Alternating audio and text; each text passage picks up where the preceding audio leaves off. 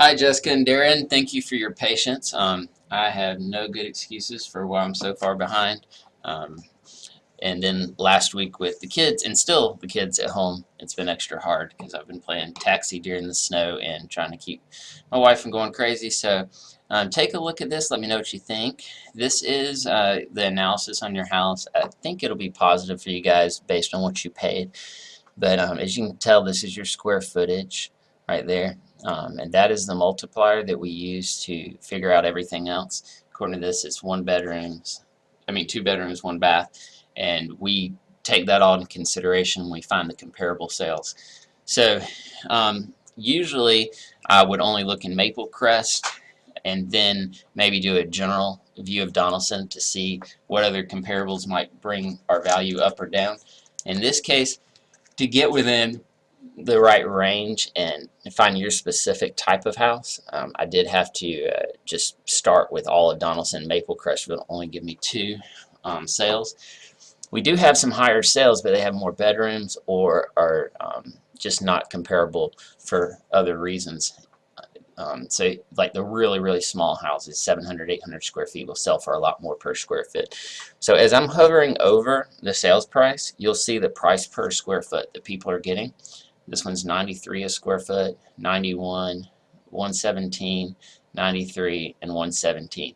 So going over these are not in your subdivision, so they're not going to have the same weight. In fact, say the appraiser chose that one, they would for sure take the two Maple Crest listings we have, and then they would average it in with the 117. Now we don't do averages and when we talk about comparable sales, but the appraiser will average 3 houses at the end, and I just can't pick which ones those will be. So basically I look to these right here, 93, 91 a square foot, possibly this one, but not as heavily at 93 a square foot. As possible things that the appraiser would pull up. I've gone through all these photos and looked at the conditions. Some of these are staged really well. All of them have central heat and air, so I've had to make some adjustments based on that. But if I were to do an average of all of these, like I said, averages aren't real important, but it just helps us on the marketing side. It just helps us know kind of what an appraiser is going to be looking at. You'll see that the average price per square foot is around 100. So now I'll take you over to the analysis. So I've done my math on a separate sheet of paper, so you won't see that, but I just want to take you through how we analyze this, get it listed for the most money possible. Here's some of the factors that are determining the value of your house. These are the ones that appraisers can use and that I can measure and take a look at. The square footage, past sales, condition of the property, updates completed and updates needed, basement square footage, and garage space. So all of these are very comparable in that regard, so I've already eliminated anything that would be a wild card. The only one that I can say that is definitely not in your house is the HVAC. I'm figuring about 5 to 10 grand off for that. Now, it really doesn't necessarily work that someone will buy a house and just say, well, I'll have to spend 5 to 10 grand to pipe the HVAC. In reality, it hurts worse because someone who has that kind of cash is looking to make a better deal. But I'm being really bullish on the Donaldson market right now because the inventory is so low. I'm hoping that someone will just take that as a flat, even investment instead of worrying about trying to make money getting that done. So here's the subjective factors, the things that we can't put on paper, but we know people are willing to pay more or less for them. Busy roads, not affecting you. Pools, up or down, just depends. Size of the yard or lot, that would definitely be a plus in your case. I got that big corner lot. Access to the backyard, if you don't have access, that's always a negative. You do.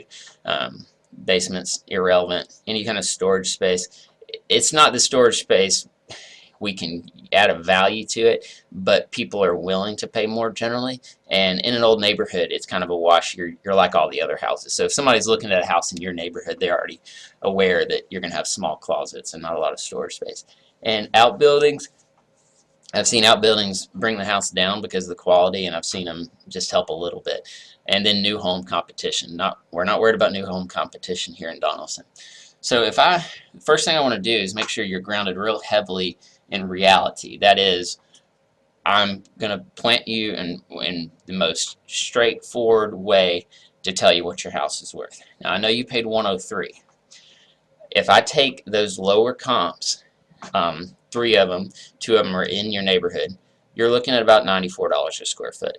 I know you paid 103, but you paid it at the top of the market, and I think that it's possible with the HVAC work that it could even sell for less than 100. But I'm adjusting my analysis of the inventory and the fact that there's not a lot of availability right now to put your probable sales price at 100. In other words, if this isn't where I want to list the house, but this is if we get an offer of 100, they're not crazy. We know exactly the numbers they're looking at, that it's bringing them to that number. Now this is fantasy land. This is where we get into, I'm trying to make you the most money possible. And that's to say that we could possibly get an appraisal of 105 a square foot. Once we average in a little bit for the HVAC and add in at least one comparable at 117 a square foot. So that would be a list price of $110,000. Now, the last part that has no bearing on appraisers and what they'll value the house at is where realtors really excel if they know how to do it, and that's where we looked at the active market. Now, I usually would show you a little screen of the different active homes, but there is no active homes in the neighborhood. Now, it may look like it because you see signs, but those all have contracts on them, and there's very little inventory in Donaldson. So my assistant, who bought a house similar to you earlier this year, we could take an afternoon and see the 3 possible houses, and they'd all be gone in a week. So I'd like to see us play that to our advantage and get it listed as soon as possible. Now, if I list it at the marketing price I'm about to show you, you're not going to be able to get it appraised for that. But just keep in mind, we have 3 points of negotiation with everything. First, we get the list price, then we get what we get it under contract for. Then we have to go through repairs if we need to do repairs, and then we have to worry about the appraisal. So if the appraisal comes back low, we may have to negotiate again. But I want to start at 120 and hope that somebody brings us an offer within $5,000. Do I think we're going to close it at 115? No, I don't, but I do think that is the way to start, as long as you guys don't forget that this is our reality right here. So anything that we're selling, a good rule of thumb is to back 8% out of that. So on $100,000, you would be walking away with $92,000, and you would still need to pay off your mortgage. So you know better than I do where you stand with your mortgage right now. On the other hand, if we can get it up to say 110, it's going to be about $8,000 again. So for every $10,000 we add in there, so you could possibly walk away as much as $102,000 before you pay off your mortgage. So you guys take a look at that. Let me know what you think, and we'll get it listed as soon as possible.